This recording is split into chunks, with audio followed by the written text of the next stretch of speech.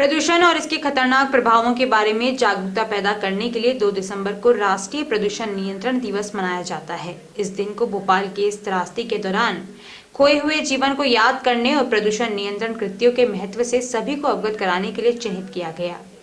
1984 में खतरनाक भोपाल गैस त्रासदी हुई थी। यह दिन उन लोगों के लिए निर्दोष जीवन को याद करने के लिए चिन्हित किया जाता है जो भीषण त्रासदी की घटना के कारण पीड़ित थे। यह त्रासदी मध्य प्रदेश में यूनियन कार्बाइड इंडिया लिमिटेड कीटनाशक संयंत्र में 2 दिसंबर 1984 की रात को हुई गैस रिसाव के कारण हुई। इस दिन का उद्देश्य लोगों को सरकार के कानूनों के बारे में जागरूक करना है जो प्रदूषण को रोकने में मदद करते हैं। सरकार ने राष्ट्रीय प्रदूषण नियंत्रण बोर्ड भी बनाया है जो उद्योगों पर जांच करता है कि उन्होंने प्रदूषण को नियंत्रित करने के लिए सरकारी दिशा निर्देशों का पालन किया है या नहीं।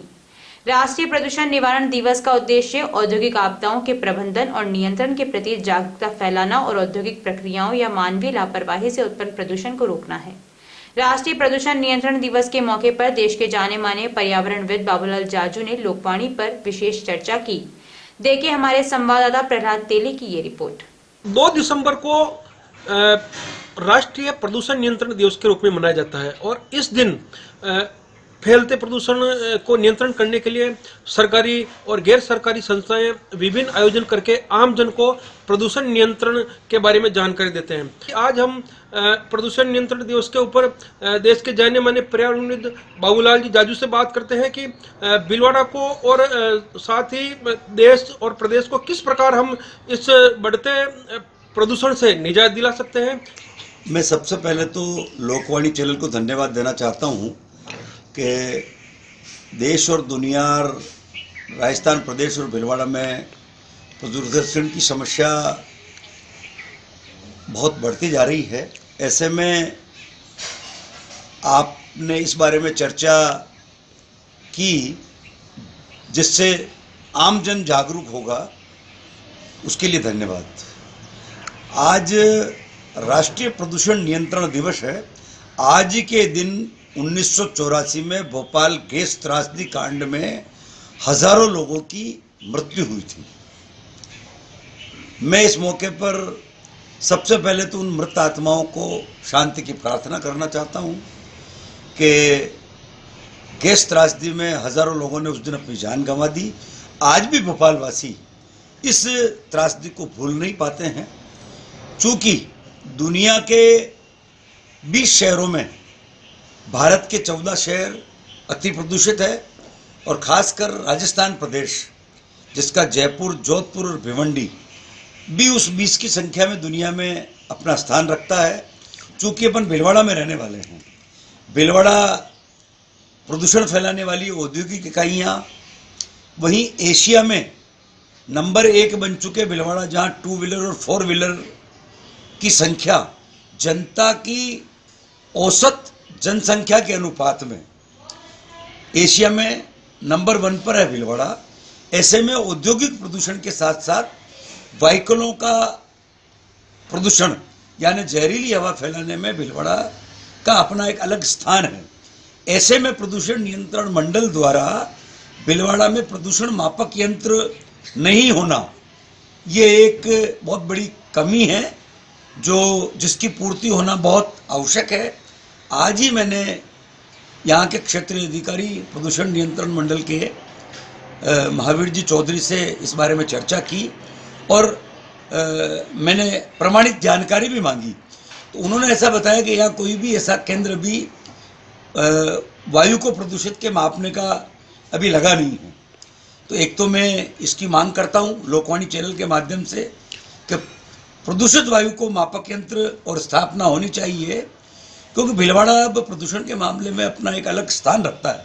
तो भीलवाड़ा की जनता का ये हक है कि वो कितने अधिक प्रदूषित शहर में जिसकी हवा का क्या माप है, इसकी जानकारी उसे होना आवश्यक है। ऐसे में हम सब लोगों को आवश्यकता अनुसार 2 व्हीलर और 4 व्हीलर व्हीकल का यूज लेना चाहिए। कम दूरी के कार्यों को हम कोशिश करें कि पैदल जाए और ज़्यादा थोड़ी सी दूरी ऐसा लगे कि ज़्यादा पैदल जाने में दिक्कत है तो हम साइकिल का यूज भी कर सकते हैं।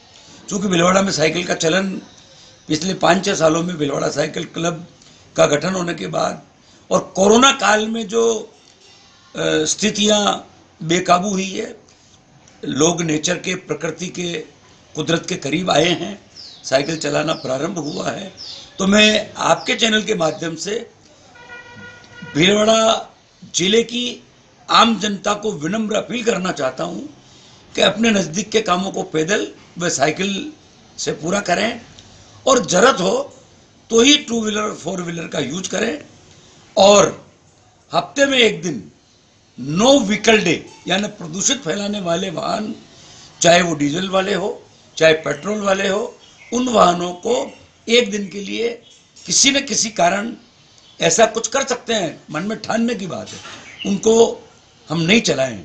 ये एक भीलवाड़ा के लोगों पर बड़ी कृपा होगी, हम प्रदूषण से बच पाएंगे। अन्यथा प्रदूषण एक ऐसी घातक बीमारी है जिससे चर्म रोग, कैंसर और कई तरह के रोग जो है नए नए पैदा हो रहे हैं। ऐसे में हम सब लोगों को जागरूक होने की आवश्यकता है और कम से कम प्रदूषण फैलाने वाले वाहन हम चलाएं। और सरकार से भी ये मांग करता हूं कि आने वाले समय में बैटरी चलित और बिजली चलित वाहनों का जमाना चूंकि आने वाला है, इसे कोई रोक नहीं सकता, क्योंकि अगर इस तरफ सरकार ने कदम नहीं बढ़ाए तो लोगों का जीना दूभर हो जाएगा, क्योंकि प्रदूषण की समस्या एक महामारी बीमारी के रूप में फैलने वाली है। लोगों को भले अभी इसको हल्के में ले रही है, लेकिन ये बहुत घातक बीमारी है। इस जहर से अनेक बीमारियां उत्पन्न होने वाली है। इसलिए हम सब लोगों को एक दूसरे को जागरूक करने का समय है और हम स्वयं, सरकार न कहे, हमको खुद को जागरूक होकर के कम से कम 2 व्हीलर 4 व्हीलर का यूज करें, कम दूरी के कामों के लिए साइकिल का और पैदल का यूज करें और हम अधिक से अधिक अपने घरों में, घरों के बाहर, कॉलोनी में, शहर में, धार्मिक सार्वजनिक स्थलों पर अधिक से अधिक प्रदूषण को सौंकने वाले, जो प्रदूषण को सौंकने वाले केवल और केवल मात्र होते हैं, पौधे लगा करके पेड़ बनाए ताकि जहरीली हवाओं को के जहर को सोख सके और वायु में ऑक्सीजन की मात्रा बढ़ा सके। और प्राणवायु देने वाला की एकमात्र है पौधा, कि आप पौधे ही लगाएं और खूब घने पौधे लगाएं, अपने घर को हरियाली युक्त बनाएं। तो ये थे पर्यावरणिक बाबूलाल जी जाजू, जिन्होंने बताया कि हम अधिक से अधिक पेड़ पौधे लगाकर इस बढ़ती हुई पर्यावरण की जो समस्या है, प्रदूषण की समस्या है, इससे निजात पा सकते हैं। क्योंकि जितना प्रदूषण बढ़ेगा उतना ही मानव जीवन पे एक खतरा भी मंडरा रहा है, क्योंकि चर्म रोग और दूसरे जो प्रदूषित जो बीमारियां हैं वो फैल रही हैं। लोकवाणी के लिए भीलवाड़ा से प्रहलाद तेली।